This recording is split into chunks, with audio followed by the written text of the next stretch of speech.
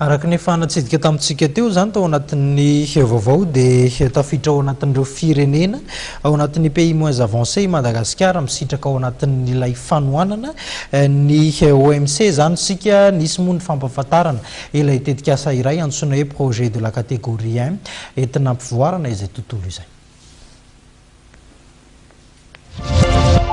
Projet de soutien aux arrangements nationaux de mise en œuvre. Uno anaran'ilay tetikasa nampahafantarina androany teny amin'ny trano fandraisam-bahiny Carleton tafiditra ao anatin'ilay fandaharana asa cadre intégré renforcé. Sirana cadre intégré renforcé dia projet anankiray izay apetraka eto Madagasikara isan'ireo firenena telo natao pilote Madagasikara amin'izy io miaraka amina kotrany Cambodge, Mauritanie. Ny cadre intégré renforcé de projet anankiray financier bailleur maromaro izay voatanisa teo miaccompagnena ny PMA indrindrandrindra le pays moins avancé anampiana azy afahany miintégré miditra ao amin'ny commerce international.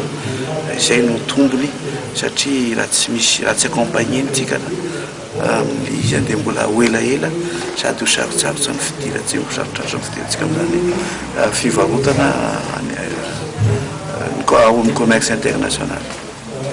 Zay anankiray mba hanatanterahana an'izany dia tsy maintsy ampidiritsika au plan national de développement izy rehefa tafiditra ary tiano UCR io no efa nisy talohan'izy niantona tamin'ny 2009 nireo premier izy en 2014 no efa vafaritra daholo ny action prioritaire ho fampandrosoana ny commerce ka ahafahantsika ahafahan'izany commerce zany mi assurer ny rôle de levier de développement izay ny tena tanjonao anaty.